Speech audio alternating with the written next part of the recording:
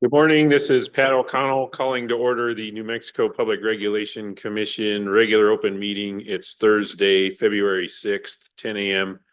We're in the Bochum building in Santa Fe, and the meeting's also being streamed online. Mr. Cameron, will you call the roll? Commissioner Nyberg. Present. Commissioner O'Connell. Present. Commissioner Aguilar. Present. All commissioners are here and you have a quorum, Mr. Chair. Great. Thank you. Pledge of Allegiance. Pledge allegiance to the flag of the United States of America and to the republic for which it stands, one nation under God, indivisible, with liberty and justice for all. I salute the flag of the state of New Mexico, the symbol of perfect friendship among united cultures. White ball.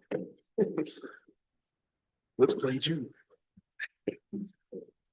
Commissioners, we have an agenda that was posted Monday morning. Do you have any suggested changes or edits to that agenda? None for me. Seeing no changes, we'll proceed with the agenda as posted. First up on the agenda is public comment. Is there anybody here who would like to provide public comment today? Mr. Rodriguez, is there anybody online? Mr. Chair, we don't have anyone signed up online for public comment. Great, thank you. Next up, announcements, and just for Commissioner Nybert or anybody else, we put this on the agenda because there was this weird pattern of gas leaks or building was being evacuated. And so opportunity for general counsel to tell us, should we do something different than proceed? So anyway, that's why that's there. But do you have anything, Mr. Mr. Chair, no gas leaks to report today, happily, or anything else. It's not snowing. That was the other big thing, right? We're not snowing. I like to just point out opportunities to see the commission do its work between now and our next meeting. So we have a couple. Next week, a week from today, February 13th, we're gonna have a special open meeting on economic development and grid readiness. That's gonna be a hybrid meeting, so similar to this one, you're welcome to come and join us in person. There will also be people participating online. So that's first. We've had responses to an inquiry. We're gonna have a conversation around those responses and hopefully figure out what to do next as part of that process. So that's a week from today, special open meeting. There is a hearing. One of the fundamental pieces of the work we do are financing cases, and there's one of those, February 14th, so Friday, 9 a.m. It's for a water utility, EPCOR. So if you're interested in that, it'll be online and you can go to the commission webpage to find the details. And then the following Monday, we're going to start the hearing on PNM's rate case. So that's case 2400089 UT. We'll be hearing the stipulation on that case. There's a unanimous stipulation. And so the hearing on that will begin 9 a.m.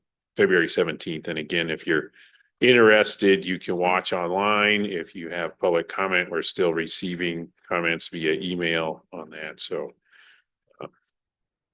anyway, that's what I saw on our calendar between now and then. Next regular open meeting is going to be February 20th. Commissioners, did you have any other announcements? Okay, so I have the privilege this month of announcing the PRC's Employee of the Month. The New Mexico Public Regulation Commission hereby recognizes Edison Jimenez as NMPRC Employee of the Month for February 2025. Edison, if you're in the building.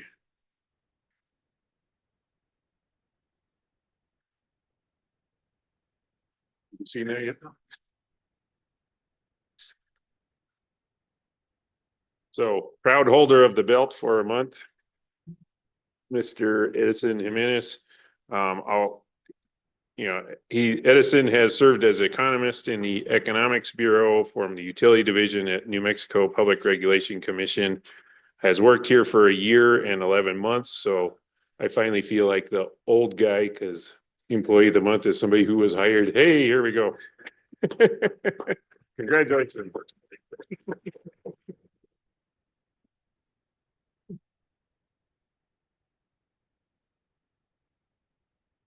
Thanks, it's all. Put it on.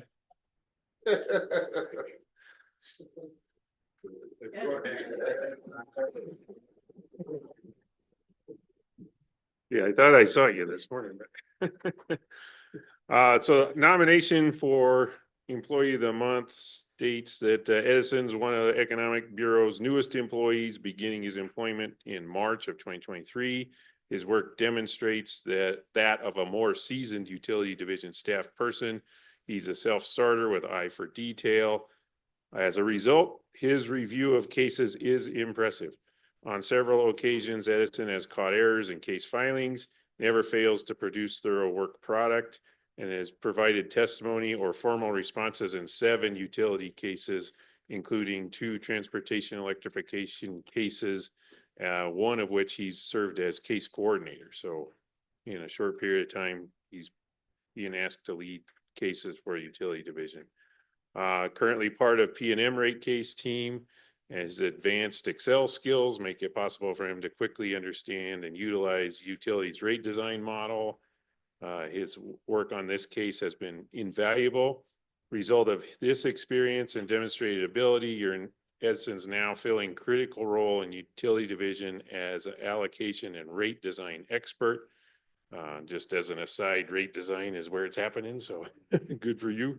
And it's also worth noting that you work very hard. And so anyway, your contributions, you're being recognized today for your admirable contributions and dedication to the utility division staff and NMPRC as a whole. So thank you and congratulations. And then you have to show up in a month to give that back. You can't Robert Lundin it and just keep it in your garage for 3 months or whatever. All right, so next item on the agenda, we've got 2 minutes in our materials for approval today.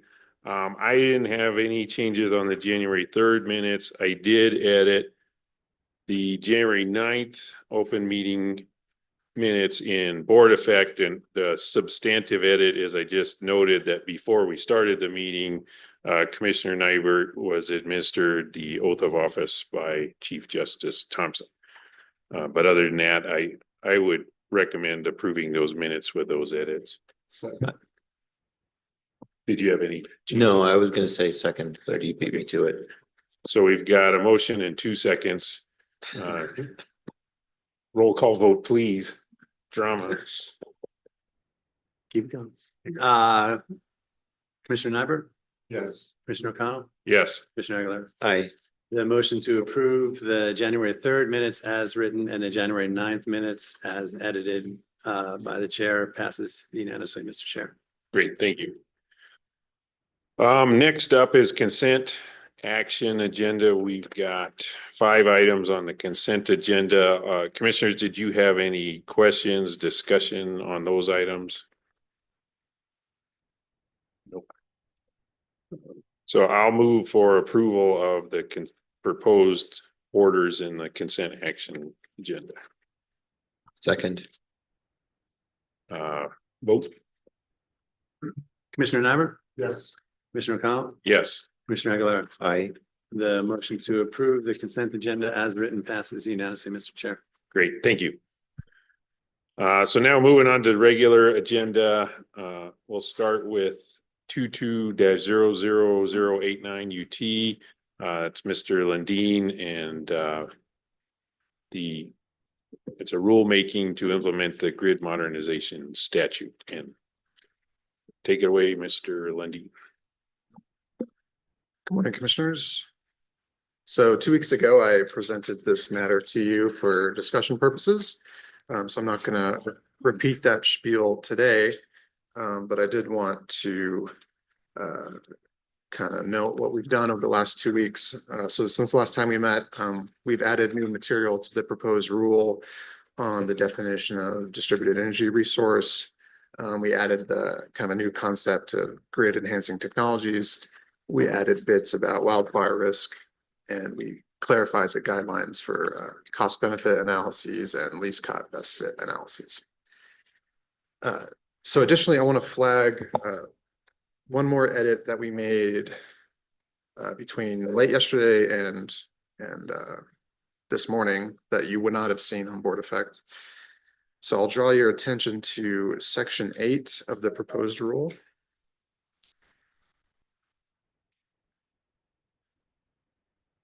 And this will be subsection C. Paragraph 5.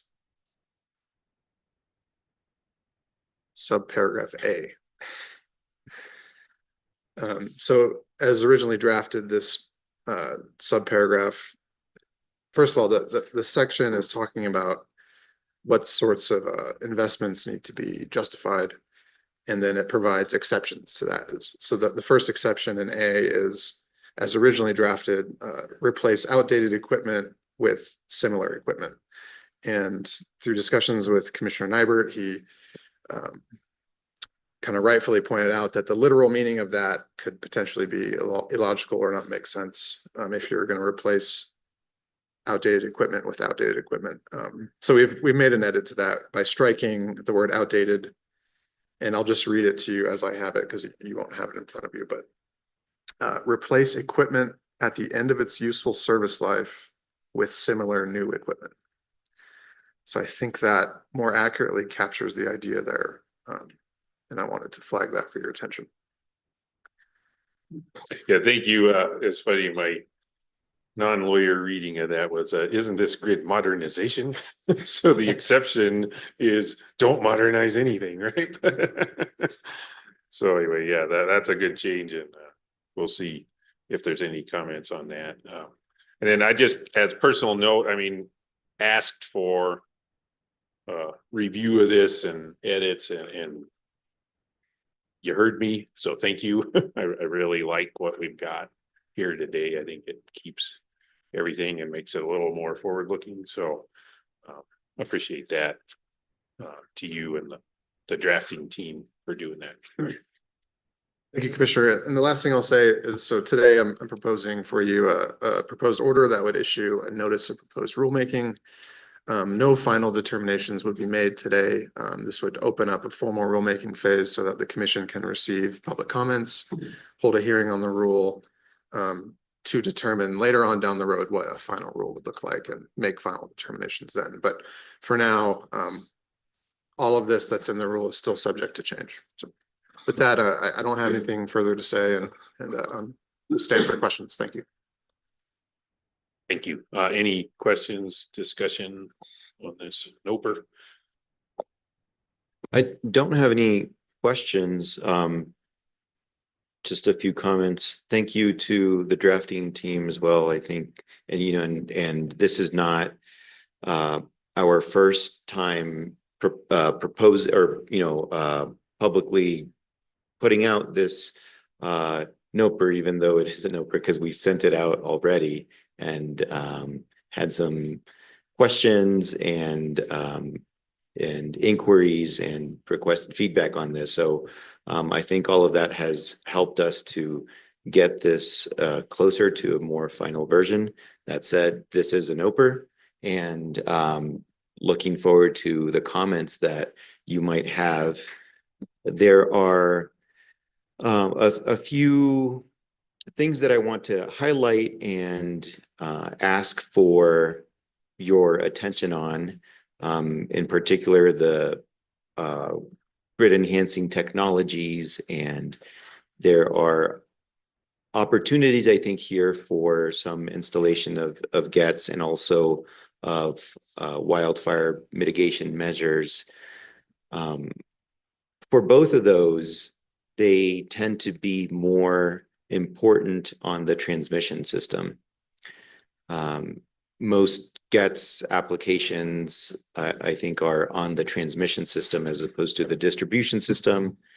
And I think it's similar for wildfire mitigation, where larger lines with more voltage are more likely to potentially cause a wildfire.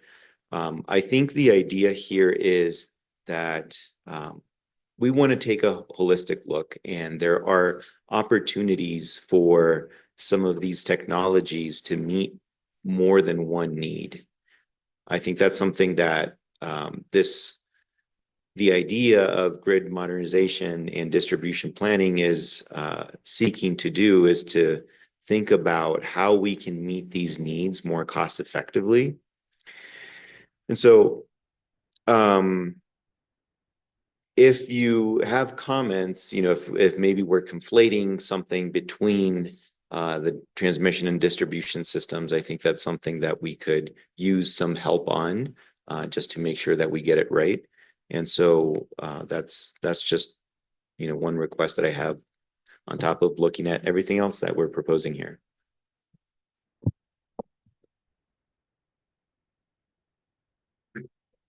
Thank you, Mr. Chair. I'd just like to express my appreciation for the patience you've exhibited with me in going through many, as you saw, many questions and comments that I had, and I appreciate you looking at some of the language and modifying that. And I think some of your language that you picked up really makes it a better product. So I appreciate you taking a look at some of those concerns.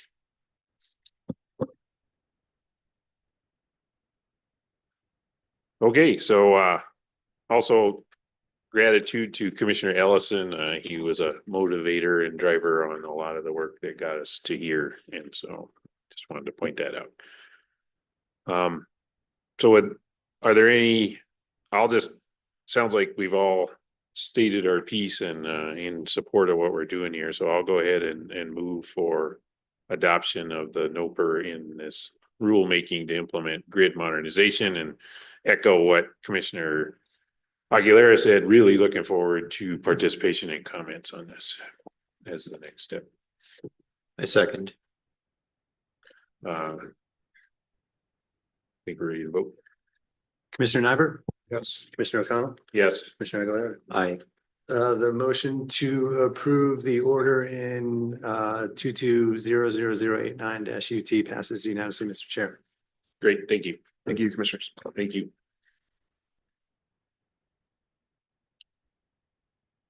Next up is case 24-00270. Southwest Public Service approval for continued use of fuel and purchase power clause. Start with the presentation from Erica Avila Stefans.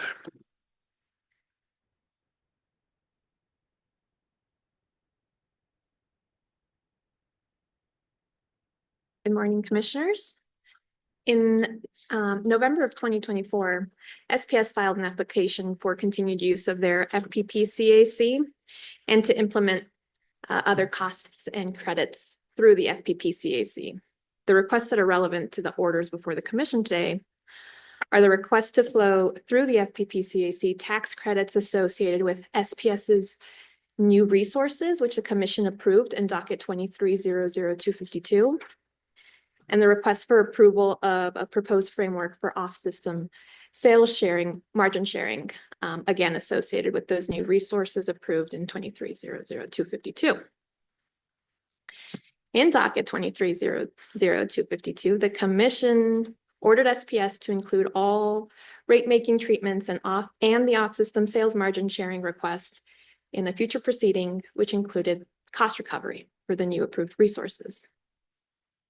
So in order for SPS to include the tax credit request and the off-system sales margin request in the current application, they need a variance from the commission's order from 23-00252.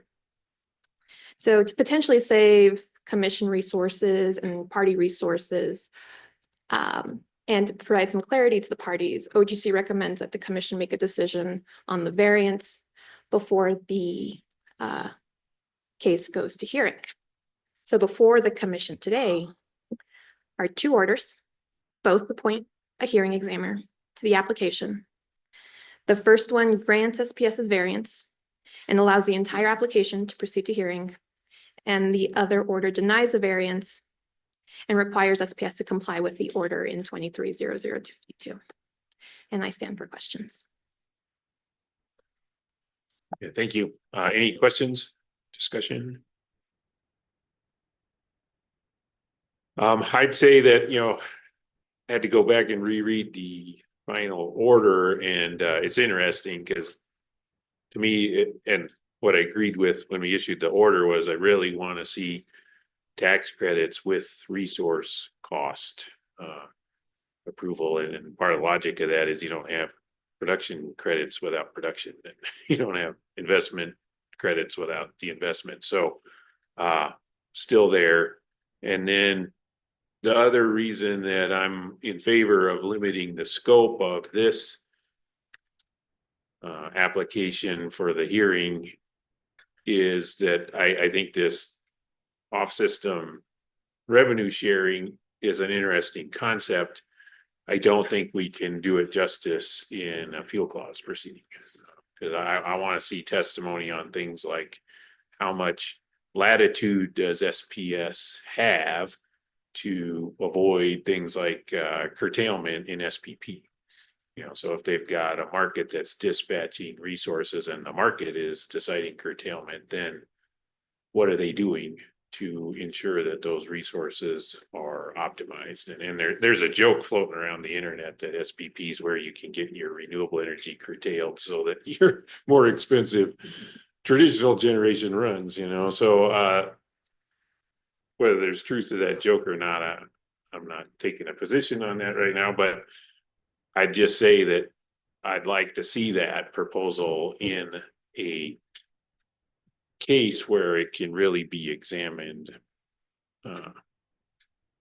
with the level that it deserves. So I don't think this fuel clause filing is where that can happen. So anyway, I'm in favor of the order limiting scope, and I appreciate you developing both of these orders right now, because to me, there's two potential correct answers here. And so I picked one of the two, but I'm glad you gave us both. So it's just a pure commission decision on this one. Thank you. Yeah, thank you. So I appreciate that. And so it sounds like maybe and the proposal that you just highlighted is one that stands out to me as well, as important and potentially precedential. I'm not entirely sure, but it sounds like maybe what you're saying is that we would not in an FPP CAC proceeding be able to get the discovery or be able to evaluate it? Is there? No, I'm sure we could, but just the caption of the case, we've had that a few times where there was an issue in a case that was unexpected by stakeholders or other folks, and so they didn't participate, right? And when I see continuation of fuel clause, those tend to get less attention than even renewable plan filings, right? And so this incentive that they're asking for is a feature of the REA.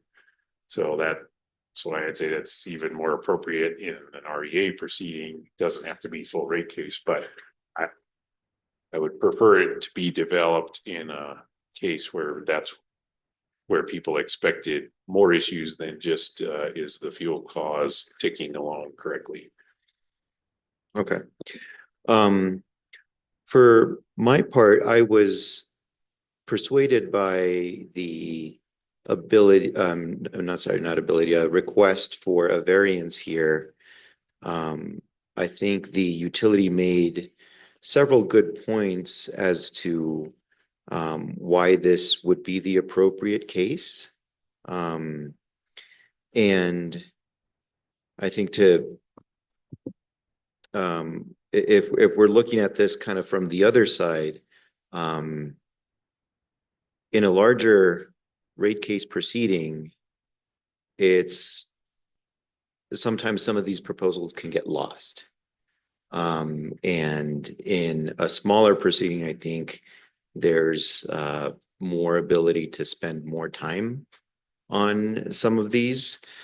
And so I was inclined also to grant the variance, also appreciate, the two options that were presented. I think you're right that both of these, are viable.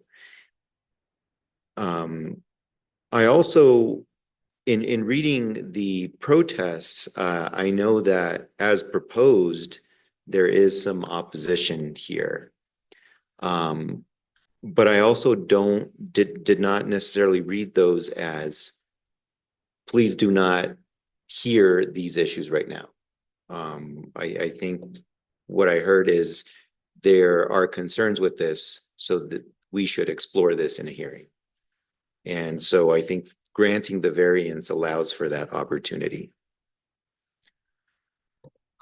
Mr. Chair, I too was more persuaded toward the granting of the variance. And I thought that the appointment of the hearing examiner could actually go in and do some of that inquiry. And so that's for the reasons Commissioner Aguilera stated, that's kind of where I fell on my review of the two orders. And like I say, I could see both of them being decisions that wouldn't give me any heartburn. I also have full faith in hearing examiner Hurst to handle this in whatever venue we ask her to do it in. So anyway, entertain a motion on one of the two orders we have here.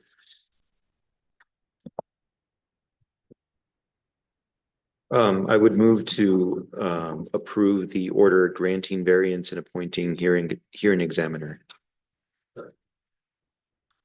Yeah, and then I'm gonna vote no just to keep the contrast out there, that hopefully that'll help alert people that, hey, this is more than just a field class filing. But again, thank you for providing us the option, right? So call a roll, Mr. Cameron. Commissioner Nyberg, Yes. Commissioner O'Connell, No.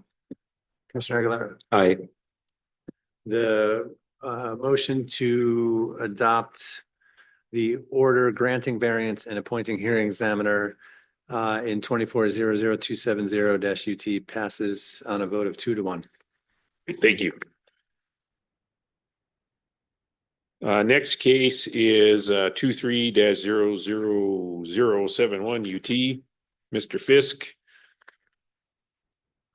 Continuing to try to zipper up the community solar tariffs.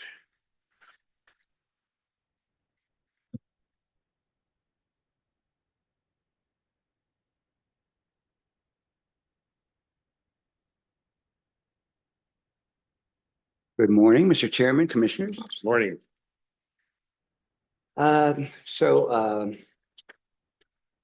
order you have before you, of course, is an order which would reject the advice notices that were filed by PNM, EPE, and SPS in response to the Commission's final order, phase 2 final order, with guidance as to how to work with staff. They should order them to work with staff on drafting and proposing and filing tariffs for the community solar bill credit and the community solar administrative cost rider to be filed on or before February 21st. The order would require that staff, PNM, SPS, and EPE confer concerning the proposed tariffs to be filed compliant with the Commission's findings and conclusions in this order, which are responding to objections that were made by CCSA, that's the community solar, what CCSA stands for. CCSA, REIA, the Renewable Energy Industry Association, and NEE, New Energy Economy. So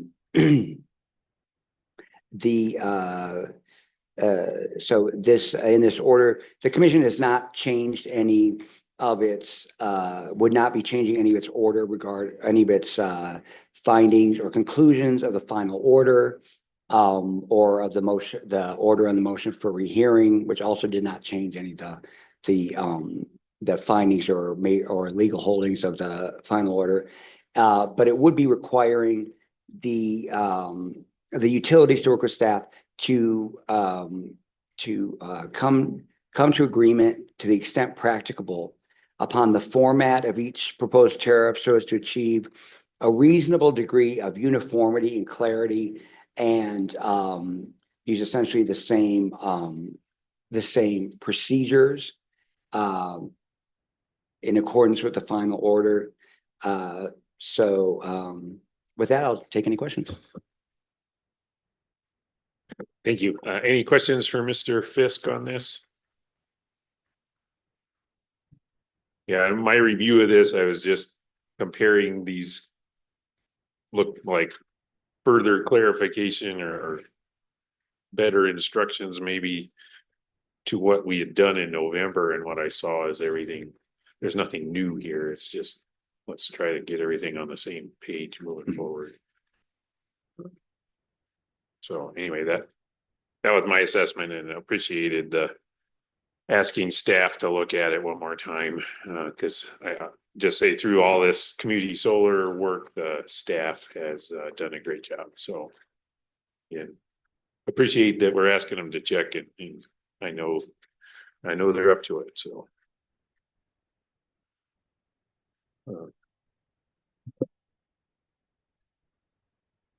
This, I agree with the recommended approach here. This has been an iterative process. I know it's not been the simplest one, but I do appreciate the work that has gone into this by the utilities and the stakeholders. I think that although progress has not been made as quickly as we would want it to, I think we are making progress, and I think, just the tariffs and, the order here, I think show that. And so just wanted to express my appreciation there.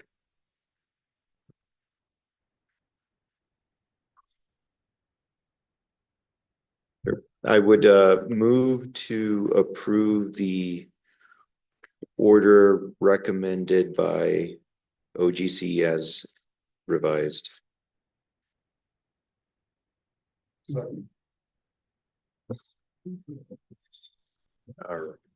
Roll call, please. I just wanted to clarify, Commissioner Aguilera, the motion to adopt the order as revised, not as revised just now, but as revised. Correct. Yeah. After I said that, I was like, I was hoping nobody would pick up on that, but you guys are too sharp. Yeah. So as I was looking at the red line, and so correct, as has been revised and was presented to us today. Okay. Commissioner Nyberg. Yes. Commissioner O'Connell. Yes. Commissioner Aguilera. Aye. So the motion to adopt the order in 23-00071-UT passes unanimously, Mr. Chair. Great, thank you.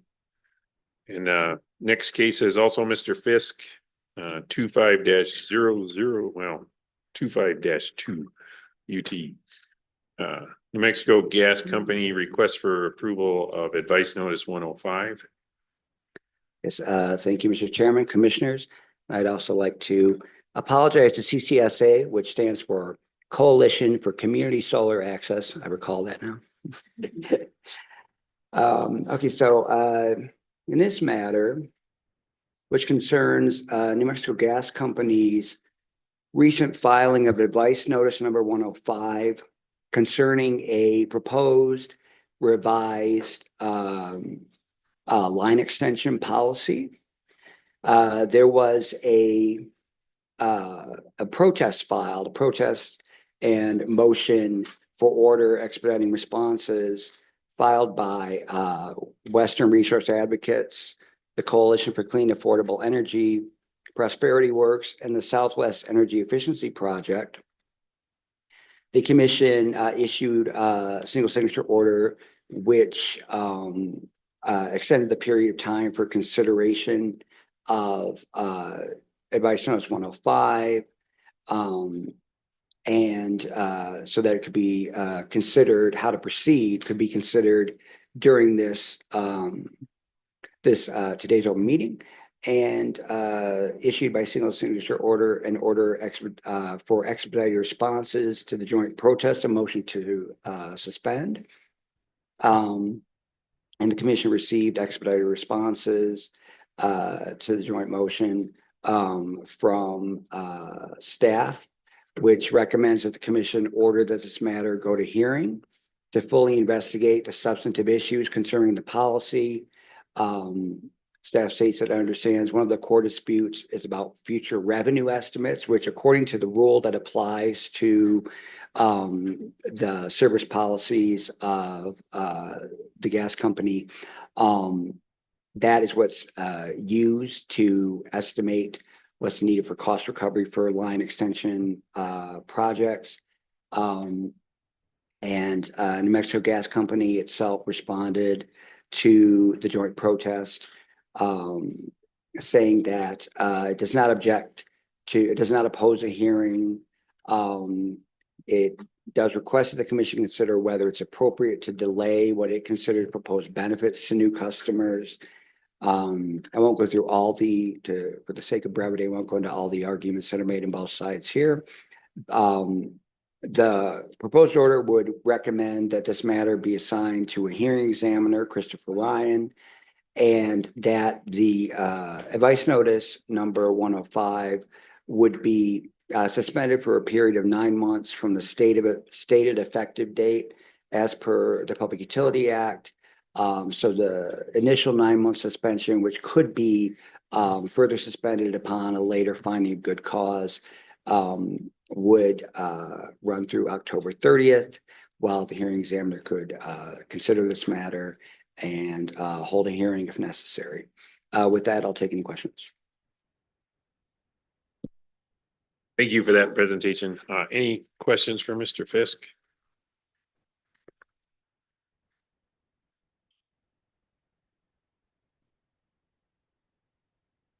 Yeah, to me, this is another one where you have a kind of a binary choice we can do as what's proposed or just accept the advice notice without the hearing. I'm in favor of the order that was proposed just because similar to what Commissioner Aguilera said, this is actually a one issue thing. Is this how to set the price? Whether the historic numbers are the right numbers and whether the right number it was picked. So I'm interested in that.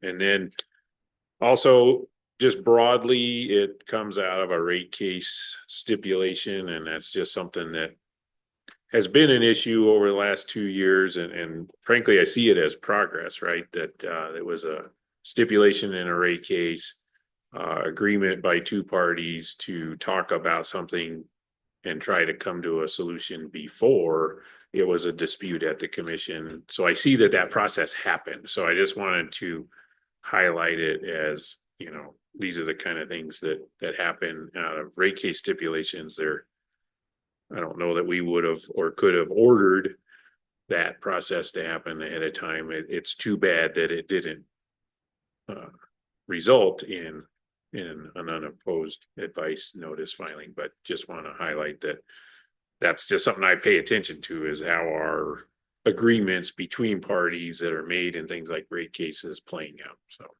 we've had a few that didn't play out very well. This one, ironically, looks like the process was followed, even though result is now where we're at. So, any other questions or discussion? Nothing from me, Chairman. Thank you. No. The only question I have is, there was an issue of this will cause further delay. How much delay would be involved if we pass this order?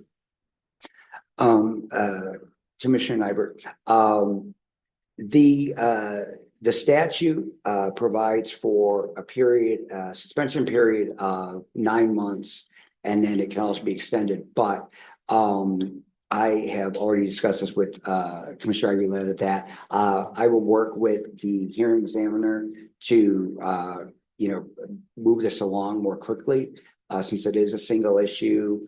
I mean, not a single issue, but it's a single advice notice that's at issue. So it'll really depend on the hearing examiner's schedule and how complicated the case becomes. I think certainly as you have those communications, you might reflect that that delay was a concern to me anyway, and I'm going to support the entry of the order, but I am concerned about the delays, and we need to move this thing along as fast as possible. Okay. Thank you, Mr. Chair. Will do. And just would like this opportunity to respond since we talked about the issue that I had raised. The order initially did not have a set deadline or suspension date, and so I was concerned that this could be with an indefinite period, and so I had the same concern about how long it would take. And so supplemented then the order with, actually OGC supplemented the order with the research and the suspension period. So this is not the maximum suspension period that we have. The commission could potentially suspend it for an additional 3 months beyond what is beyond the 9 months.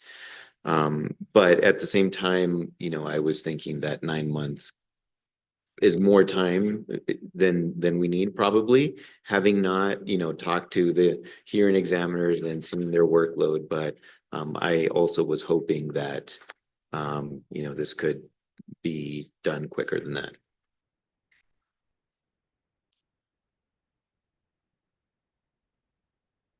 Great, thank you. So I will move for adoption of the proposed order suspending advice notice 105 and appointing a hearing examiner. Second.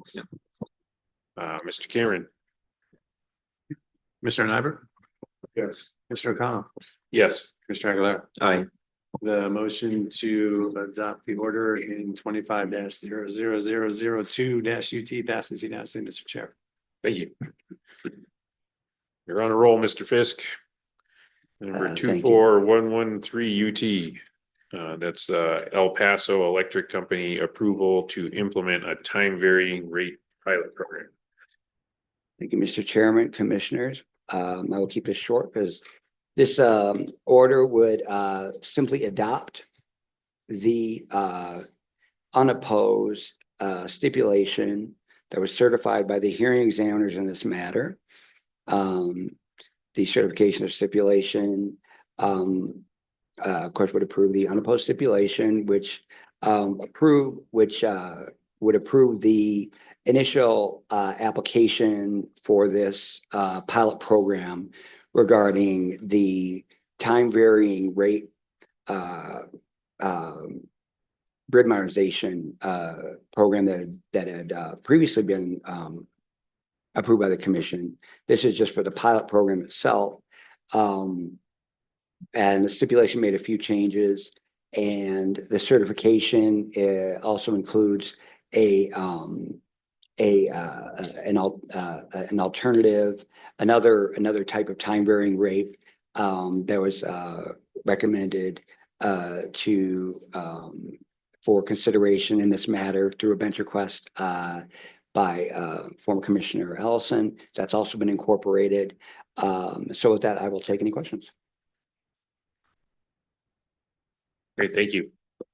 Any questions, discussion?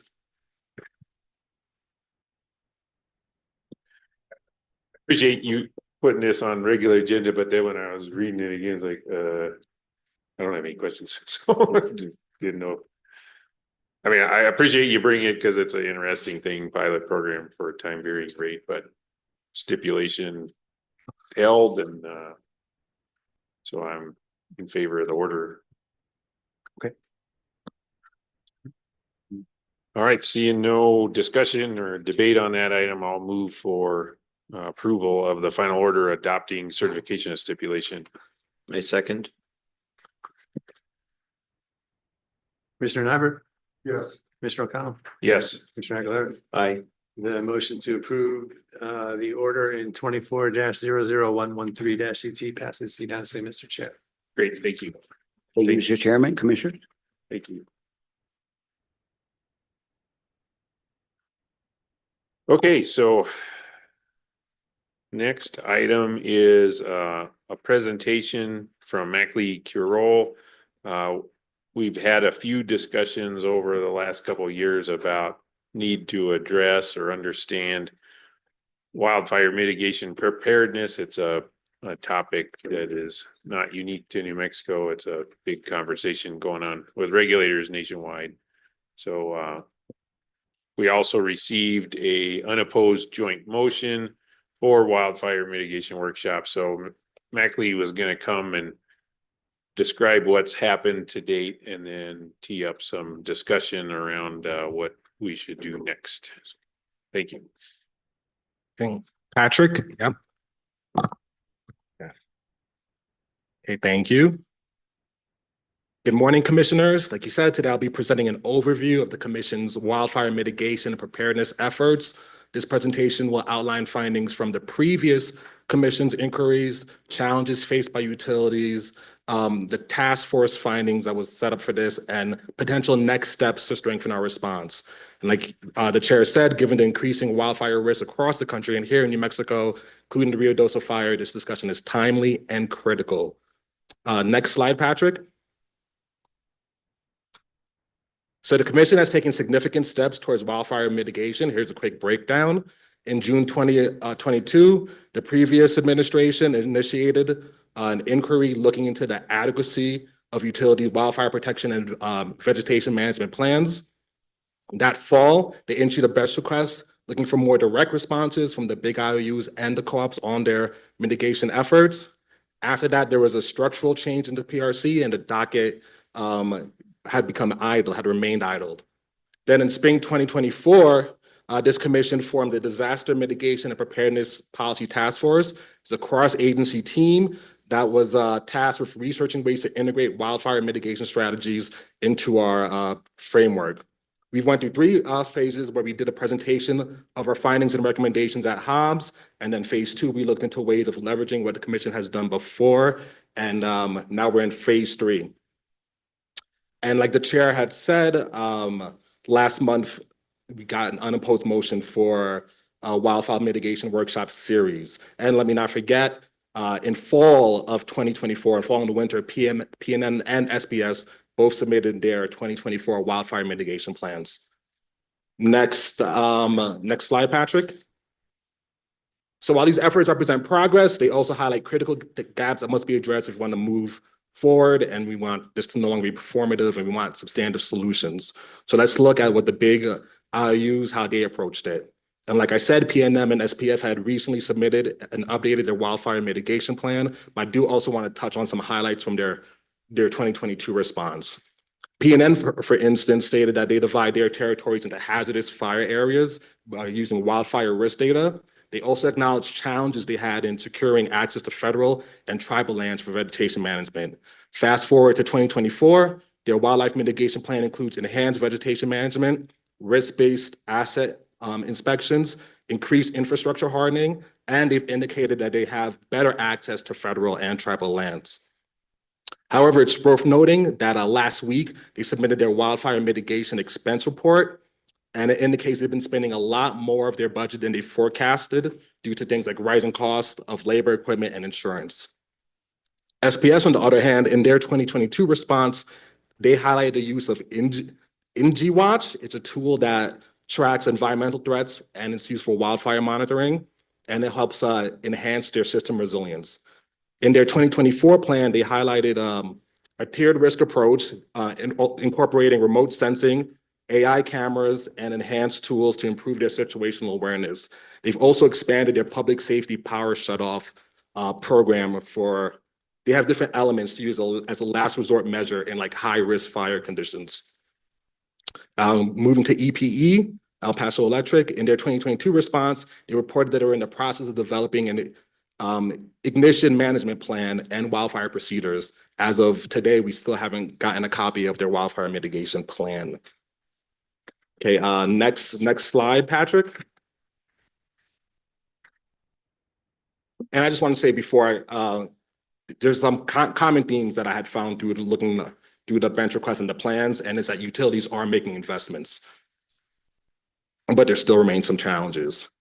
So the Commission Disaster Preparedness Policy Task Force, we did a multi-phase approach, reviewing strategies across multiple states, and our findings include there needs to be more advocating for grid hardening and vegetation management mandates, something like a quarterly progress report so we could see what's happening with these utilities.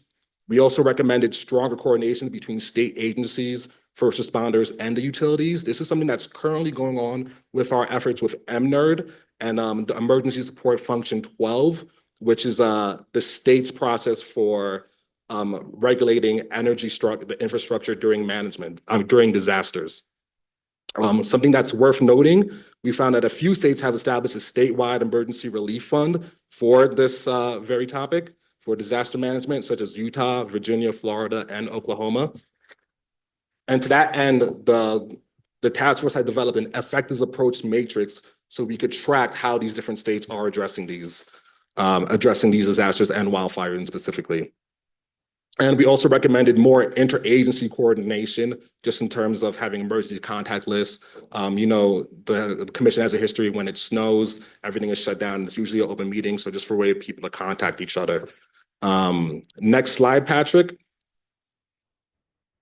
So despite these efforts, there are still barriers to full-scale wildfire management in New Mexico. So let's break that down. And I'm not naming any names. This is coming from the bench request orders and mitigation plans. So utilities have increased vegetation management, but they were, and depending on the utility, they were/are significant workforce shortages and contractor availability issues. One of the utilities had submitted a way to track contractor availability. So that was a pretty interesting way of handling this. In terms of infrastructure hardening and technology development, one challenging is grid hardening efforts, because due to supply chains and permit delays. The task force at our Hobbs presentation, I remember there was a comment of looking into, and the Commissioner Ellison had proposed this, corroborative agreements on spare parts. So when things are being delayed, we could somehow try to address things, like if the transformer is down during a fire.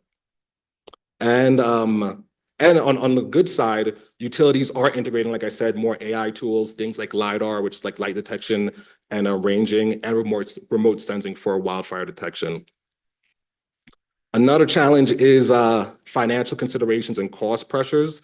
Like I said, in PNM's 2025 wildfire expense report, it shows that their expenditures exceeded 13%, and it was due to supply chain. And just talking about raw numbers, they originally forecasted 1.5 million for the infrastructure maintenance, but it's actually closer to 4 million at this point. And so they're seeking cost recovery through revenue requirement and wildfire mitigation and vegetation management. And I get it, things are going to be expensive, but this is something that the Commission should see if there's somebody to talk to, an expert or maybe a consultant, to talk about the difference between their actual expenditures and their requested expenditures. Because the utilities may be underestimating how much the long-term wildfire mitigation costs actually are.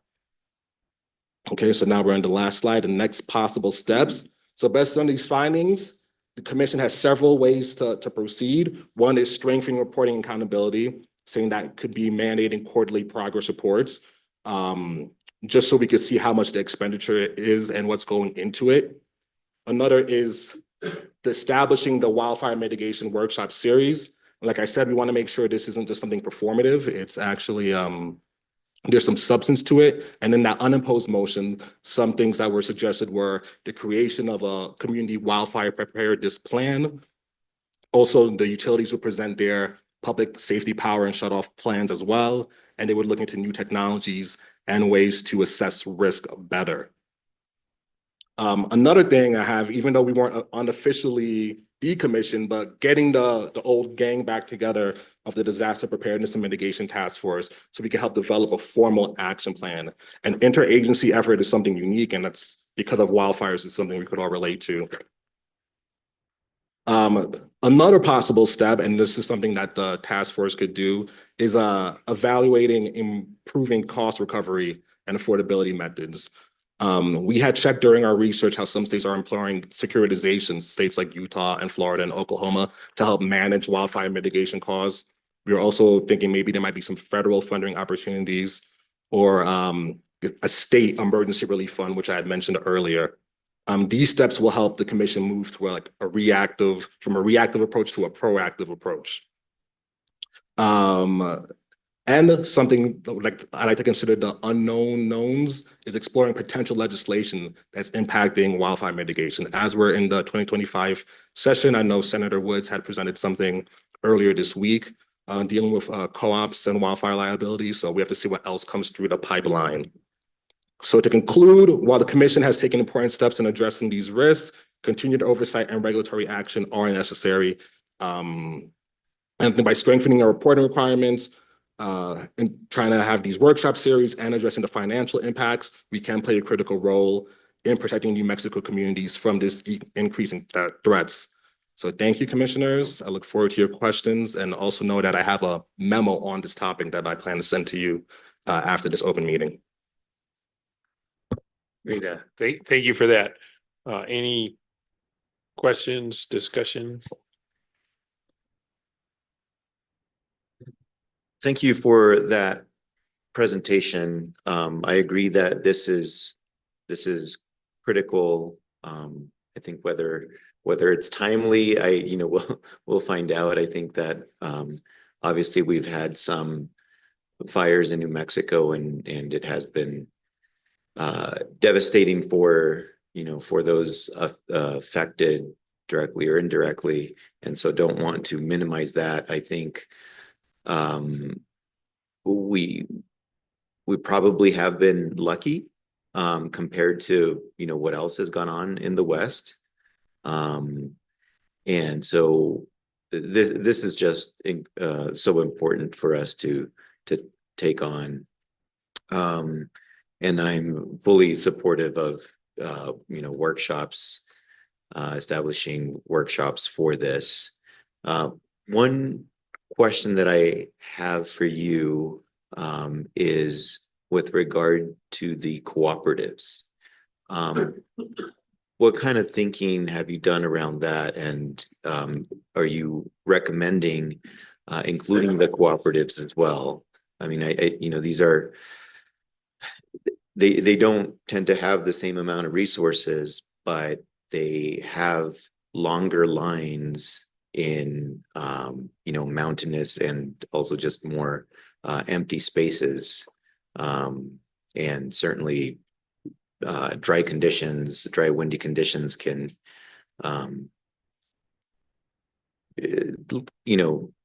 lead to wildfires, and so that's kind of the question there. Thank you for that, Commissioner. And yeah, I agree with you. All cooperatives aren't created equally, so that their resources are reflected in that. And like I said, Senator Woods actually introduced some legislation this week on that topic, specifically for cooperatives, rural cooperatives, and wildfires. So I have to look into that, do an analysis for that, and want to get back into the team.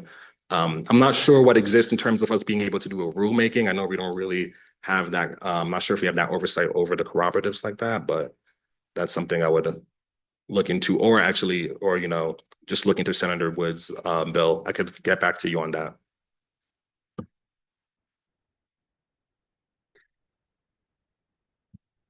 Thank you, Mr. Chair, and Mackley for the presentation.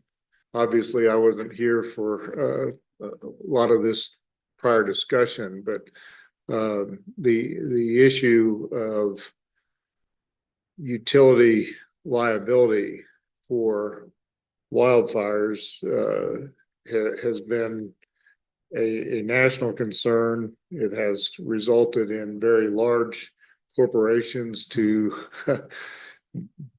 not be able to withstand the liability imposed by those fires. PG&E in California declared bankruptcy as a real result of an incident in California. So it's real, and I see that there are some efforts here in the state to maybe do some things that may involve this commission. And I'd be very careful for the commission in what our role would be in this regard, because if the legislation calls for us to approve things and to deal with some of the risks that the utilities face when having their lines transect, particularly forested areas, it could be an issue for us. And I'm not sure that we are the agency that's best equipped to deal with some of those risks and some of the mitigation efforts, because what we deal with is the line itself and maybe the poles. We don't deal with the vegetation. We don't deal with the width of rights of way and the legal ramifications of that right of way. So oftentimes, utility right of way may be, after construction, may be pared down to a fairly narrow corridor, less in width than the heights of trees that are adjacent to it. And those trees pose a natural threat to that power line and result in the liability that the utility faces. And certainly we don't have the power, at least my reading of the Public Utility Act, we don't have the power to cause treating the vegetation, treating the land surrounding the rights of way, and to force a utility to take measures to deal outside of their right of way to deal with these threats and risks. And so I think as we see bills and things, we need to keep a somewhat skeptical eye on what role they want this commission to play in dealing with those risks and dealing with the public utilities, because I think they may be putting more on our plate than what this agency is truly responsible for, or frankly capable of handling. And I mentioned maybe the state forester ought to be more engaged. And they said, well, the people I talked to said, well, the state forester is engaged, but you all would approve something that they've approved. Well, that seems just, I haven't read all the language, but it seems backwards. We ought to prove that the utility has hardened its line, that the physical structure is adequately maintained. But beyond that, it seems to me we're getting into areas that we have no jurisdiction over. So I would be very careful, and I would hope that our staff's really looking critically at that legislation to make sure that we're not going to get put in a real pickle years moving forward. And I certainly would like to hear what the utilities, both the cooperatives and the public utilities, have to say on these very factors, because it's, years ago, those things were just deemed acts of God, and you insured against the loss, and nobody gave two thoughts about the liability. But the liability now is coming home and looking at the one party who's responsible. Did they cut the tree? Did they maintain the right of way? Did their pole rot out and fall over? You know, and with thousands of miles of electric lines in the state, it's a daunting task to keep up with all that. So I'd certainly like to hear what the utilities have to say and maybe some of their thoughts as to how it ought to be addressed. And I would encourage the utilities to certainly keep your eye on the legislation that's been proposed and make sure that it results in some legislation that is not only practical, but that you all can do it. And like I said, maybe not impose more responsibility on this agency. So thank you for your presentation. And thank you for your points, Commissioner Nyberg. Those are great points. I was talking to Commissioner Aguilera this morning about the jurisdiction, like which agency actually has jurisdiction over this. And that is a good thing to research more into. It did make me think we do have Rule 560 though, which establishes curtailment and emergency planning requirements. So I might want to look into that more and see if that's something that could give us more teeth on this, if we want it. Yeah, and the question that I was asking about was with respect to wildfire mitigation on a transmission system versus a distribution system. And Commissioner Nyberg, I would like to respond to some of that. I think that in terms of being involved, it is our responsibility to ensure a safe and reliable system. And wildfire mitigation is precisely about providing reliable service and about safety. And I wasn't quite sure if when you were talking about liability, if you were talking about with respect to this agency or only for the utilities. I would doubt that we would have any liability, but to the extent that we do, I would say it's much worse for us if we do nothing. I think that it is better to be prepared. Some of the things that I think is are important is power safety shutoffs, for example. When are you going to de-energize a line? How much notice do you have to give your customers? Because there are a lot of vulnerable populations that need advanced notice. And so, there are other ideas, like that I agree, like there's a lot of liability here. You could provide them with like a portable power station, for example, for whenever the lines are de-energized.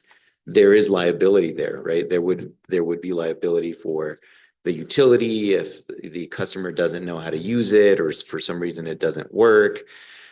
So all of those things are things to think about, but I don't think we need to go there. I think we need to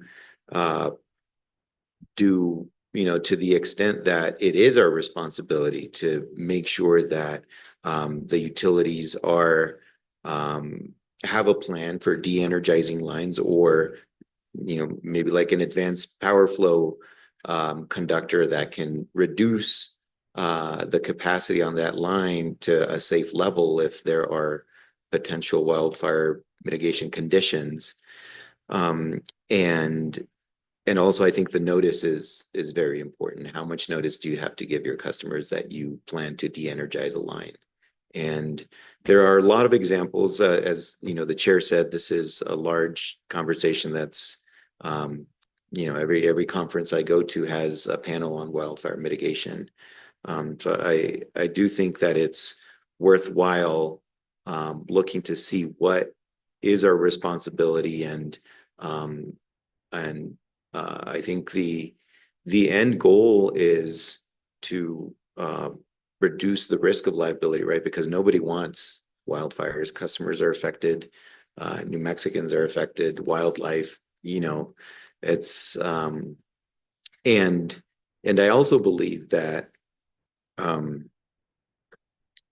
You don't have to try very hard to figure out that the costs are worth it. Once you have a wildfire, you know, the costs associated with that are just tremendous for, you know, people get displaced from their homes and, you know, businesses can't operate. So I'm really looking forward to see what it is. And definitely, you know, Commissioner Nyberg want to hear when you think we're going beyond our jurisdiction or authority or responsibility. I think, Mr. Chair, to respond, our jurisdiction seems to be with respect to the hardware, for lack of a better term, the wires, the poles. A lot of the liabilities associated with things beyond that, the trees within or outside of the right of way. And so I just think that we need to be careful about the legislation that may impose duties on the agency that get us beyond the frankly, the wires and the poles. We can deal with the wires and the poles and have in place or make sure that the utilities are investing in things that can deal with the wires and the poles. But when we start talking about can we force the utility to chop down trees that are outside their right of way, they don't have a legal right to do that. And so we have to be careful about what our role is. And yeah, I was primarily worried about the liability of the utilities, but you did bring up the point of the commission's liability and the agency's liability. And I would say that the last 3 years we're in a different dynamic with maybe the sovereign immunity question versus what it used to be a few years ago. And the police departments are keenly aware of it, but it also impacts every agency of the state. So those things our council probably ought to look at some of that as well for our own role and our own liability of a commission and as commissioners. So those are things that we all keep our eyes open to and make sure that we're not venturing beyond our real expertise, and we need to be informing the people making the laws that you know, that's an area that we have no expertise in, or we can't, we don't have the authority. Well, they can create the authority, but do we really want the authority to do some of that? So I think we just need to keep a pretty keen eye on it the next 45 days or so to see what goes through. Thank you. You definitely did. And just one other thing that came to mind, in addition to ensuring safe and reliable service, the customers need the utility. And I think we also, to a certain extent, and maybe it's pretty far, need to make sure that the utility is solvent. And, you know, we need them to exist. Right. And so because the public needs them to exist. And so just wanted to add that one. So what I'm hearing is, and frankly, an excellent demonstration of the value of having some more discussions on this. So I am inclined to take the unopposed joint parties up on the request for scheduling some workshops. And I don't know, you know, we could just ask MacLeod to start working. I think Erica from OGC has already been assigned to that docket. So between the two of them, I think we could come up with at least a workshop to get the thing kicked off. And some of the things I heard in the discussion that I think would be good topics for a workshop, and don't know if you'll pull this off or not, but is it might be great to get somebody from Morris San Miguel Co-op in here just for framing. I I don't know of a utility anywhere else in the country on a percentage basis who's had a more devastating wipeout of their system than they did. And then for regulator, it was an interesting question because they had a loan they needed to pay back, but they didn't have wires and poles, so they couldn't bill people for service because they couldn't provide it, you know, so that's a really interesting regulator question. And it is just about the hardware, right? So anyway, that would be a suggestion. Haven't talked to them, so sorry. Because they're also, one of the things I remembered when you're going through the presentation is when we saw the responses that had come back before, they were very broad in who could actually respond to the request, right? So some of the smaller co-ops especially just don't have staff to put together the kind of responses we were asking for. So that was an idea, is try to create some kind of cooperative agreement, not just on hardware, but management, right? So anyway, that was just you reminded me of that with your presentation. But another topic I'd say is worthy of workshop is explore consistency with our existing rules. I mean, you highlighted the rule that governs reliable service, and curtailment plan is part of that rule. So far, I've seen SPS filed their public safety power shutoff as a revision to their curtailment plan. That makes sense to me that they did that. I haven't seen that the other utilities have done that, whether they have a PSPS or not. But that's the kind of thing we should explore. Is that just something that should be happening without any further action from us? And then do we need to tune up the rule in recognition of this risk? And to your point, Commissioner Nyberg, when I read the bill, it was, we're gonna write a plan and the commission has to look at it in 45 days. And if you say, don't say anything, it's a good plan. So don't know that I know how to do that, but so anyway, those would be my suggestions. And then outcomes, understanding roles and responsibilities, understanding if there's need for legislation or rulemaking. Those are the kind of things that I would love to see out of a workshop series. And then we're not alone in this. There are resources all over the country available to us. You know, I've been talking with a former commissioner in Hawaii, Jay Griffin, and he's paying attention every day to what's going on out there. And we don't want to be, you know, overcome by events, which was one of the things that happened with Lahaina, that they were working on things kind of like we've been working on it, but then lost a whole town, and that really accelerated. So it's one of those, you don't want to have to buy a car when you need one, right? You want to be able to be thoughtful about it. And so if we can, it'll be luck if we remain in the position we're in, because I mean, the weather this year is interesting, right? It's 70 degrees in Santa Fe, hasn't really snowed. So hopefully we don't need this soon, but I think we should proceed. I think workshops are a good idea. And then we'll try to, I know schedules are tight, but try to proceed as quickly as we can. Sorry, that's my suggestion. I don't know that we need a motion or resolution or vote on that. I mean, that's the advantage of there being three of us. If somebody wants to add to that or disagree, let's have that conversation. If not, then say the instructions are go do to Mackley and Erica. But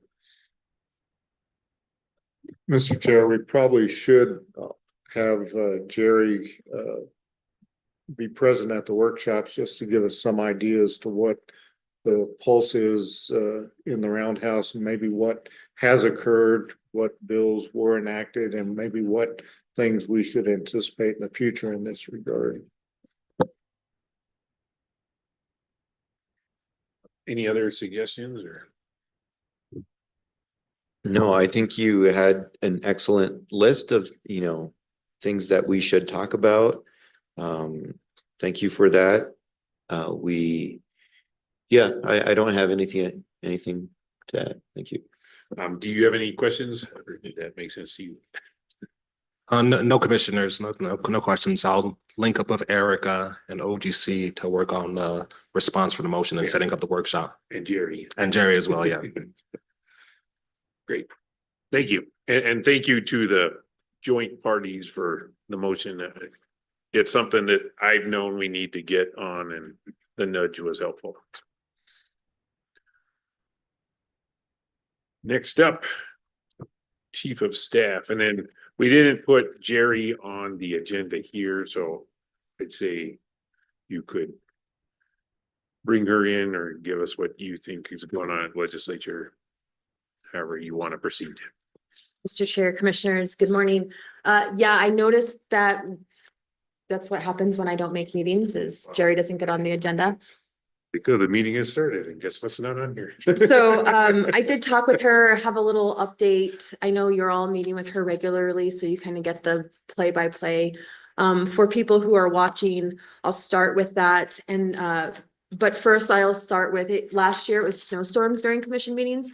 This year it's agency bill analysis. We didn't have any the last couple of days, but since the meeting has started, we've seen several come in just in the last couple of hours. Well, stop talking then. Yes, maybe they'll go away. They'll stop coming in. That includes this wildfire co-op Wildfire Liability Act. So it's now in the process. We have 24 hours to turn it around from about 3 minutes ago. Update on our legislation, SB 9, which is the pipeline safety penalty cap, that has made it through its first committee. SB 109, which is what we're referring to as our enabling statute cleanup. That's the Public Regulation Commission Act that has made it through its first committee as well. We're hearing rumblings that our self-funding bill will be scheduled soon, but we don't have an update on that. As far as other updates go, moving on from legislation, unless we want to take a moment and seeing absolutely no response on anybody's face, I'm going to assume that's a no. The next thing I just want to highlight, because I don't have much to highlight today. It's been very busy at the legislature. Staff is nose to the grindstone, taking care of cases, taking care of business. But the only thing I thought I would update this morning is we are planning an advocacy side staff retreat, hopefully in the next month or so, with the goal of really solidifying the teamwork between our two divisions, utilities and legal, and also getting clear as a team about public interest and where they and we and everybody wants to see the advocacy staff go. So I thought that's an exciting update. I'm not sure we've done something like this before, not at least since I've been here. So I'm looking forward to spending some time with our advocacy staff and really get into some of the hard issues that we deal with. With that, I'm happy to talk about anything else that you might have questions about or any comments. Thank you. Do you have a bill number for the wildfire legislation? Mr. Chair, Commissioner, I do. I left it over there. Let me just step there.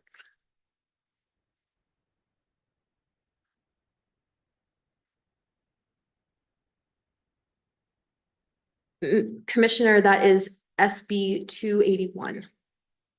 Thank you.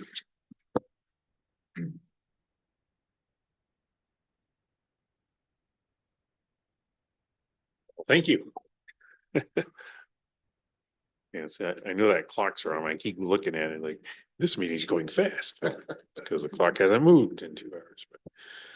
But okay, so next time on agenda is communications with commissioners. I had been virtually at SPP Regional State Committee meeting on Monday, and then that follows up with a board meeting on Tuesday. Historically, there's a lot of activity at the RSC. We have 4 delegated responsibilities, and they're around things like resource adequacy and transmission cost allocation, and those are both busy topics for SPP right now. So it was a busy meeting. Had a few items on resource adequacy. One was generally stakeholders needed more of a process or certainty on what their planning reserve margin requirements are gonna be in the future. So we had previously set planning reserve margins through 2028. So set it for 2029 and then established a process that will result in planning reserve margins for beyond 2029. So I thought that was positive in the world of let's provide some certainty so people have a chance of making decisions. And then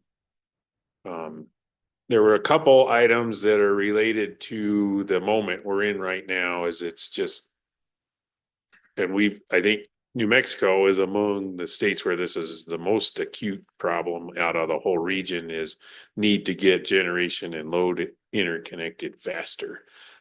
So there's this thing called the ERAS policy. And SPP has more acronyms than any place I've ever seen, so I'm not gonna try to remember what ERAS means, but broadly, load responsible entities will have opportunity for a limited generation addition that kind of jumps the queue.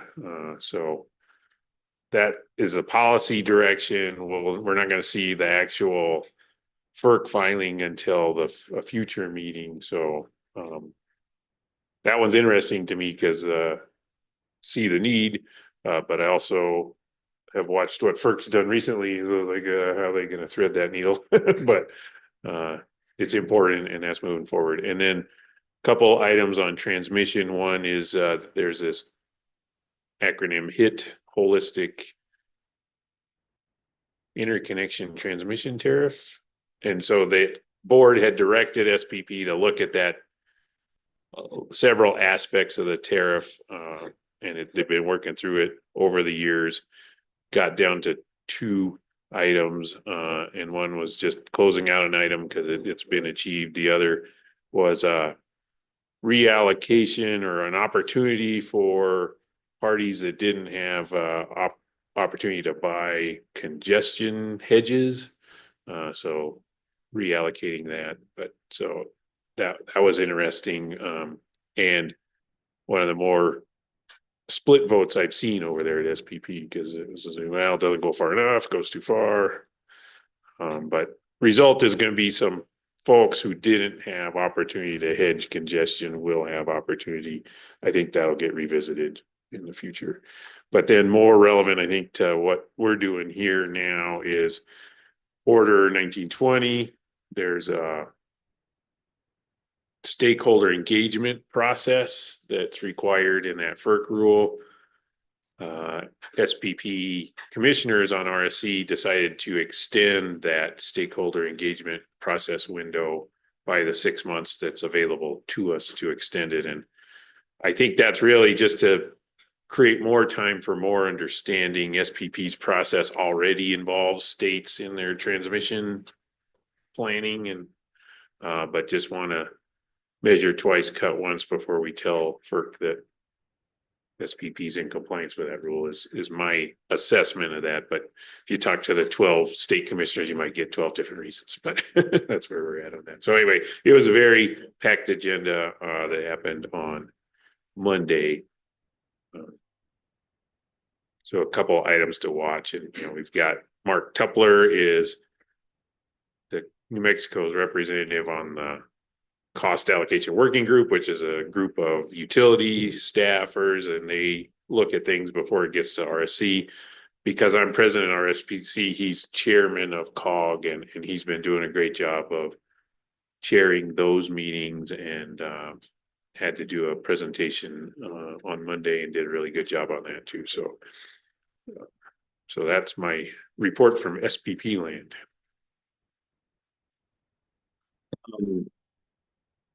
I'll follow that with more transmission talk. One of the committees that I'm on is the CREPC 1920 ad hoc committee, and so that was formed to help the relevant state entities, as that's defined in Order 1920, coordinate. And so they're helping us coordinate, as you mentioned, Chair, a a 6-month extension request to FERC for the state engagement period. And so they've drafted that. I looked at it, and so plan to, tell them that I support it, and will relay that to the other New Mexico relevant state entities. And so that would be, for now, it's MNRD, RETA, State Land Office. Hopefully I'm not forgetting any of them, but I think that's who it is. And so we've been coordinating with them and coordinating with our counterparts in other states through the 1920 ad hoc committee.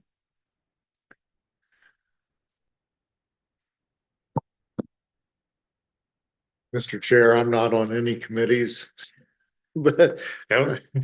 Lucky star. I would like to thank you and Commissioner Aguilera for getting me engaged, and do plan to attend the newcomers orientation at NARUC that's coming up later this month. And maybe at that point I can say, here's a committee I'm on. But I would like to point out a couple things. Probably will do this on a frequent basis. It's been 25 months since SPS has been able to issue a meter in Southern Eddy and Lee counties, because there's a lack of power going to that part of our state, despite the tremendous demand. And it's probably going to be another 2 or 3 years before the transmission line gets built to service those needs. But the planning that you talked about, maybe moving things up in the queue, it's the only way that we're going to get power where the demand is. And if New Mexico is fortunate to land some large, very energy intensive companies that provide various services, we're going to have that flexibility, and we're going to have these the ability to get the power where it's going to be needed. And 5 years, which is what it'll probably be by the time those electrons get to Southern Eddy and Lee County, that's a deal breaker for most companies. And so we really do need to figure out a way, as a state, as an agency, and as a region, how do we respond more quickly to those demands? And that's a challenge for everybody. And then was happy to go through Corona a couple weeks ago and see a town that I represented that had maybe a couple hundred people in it. That town's, what I heard was maybe home to about 4,500 people at the present time, mostly construction workers. If you want to see an energy development taking place, take a tour to Corona. It's in the central part of the state, and you're seeing transmission line get built. There'll be another one coming up soon. Also, there's tremendous wind right now, wind towers all around Corona, but they are expanding, and a large, very large wind farm is in the process of being developed right now. So it's a real eye opener to see that type of activity in a part of the state that largely has been bypassed over the decades. So it was interesting to see, and if the commission would like to take a tour, the folks there have offered to us to give us a tour of what they're doing, and the community certainly would welcome this commission there. And I'll tell you that Corona is about the friendliest town in the state of New Mexico, and that is saying something. So with that, I appreciate your continued indulgence with my learning. Yeah, these days are a blessing. You'll get Wound up in a lot of stuff pretty fast here, but thanks for the update on Corona. I mean, during the pandemic, I was getting a little stir crazy and I knew there was construction coming down there. I didn't know if it had started yet, so I drove through there and it just was beginning to see, but what you've described is remarkable, so I'll have to go back and maybe, hey, offsite in Corona. Yeah, there was like one restaurant there. Is it still the case? Believe I saw 2 or maybe 3 restaurants there. There's also a food truck there and the hotels have opened. I didn't see a grocery store, but it looked like the mini mart had expanded to supply groceries. So the people aren't having to drive to Allsup's in Vaughan or to Estancia to get their maybe milk and eggs, but I didn't see a larger grocery outlet there, and there's probably, if the population stays like that for very long, somebody would be wise to maybe put something in.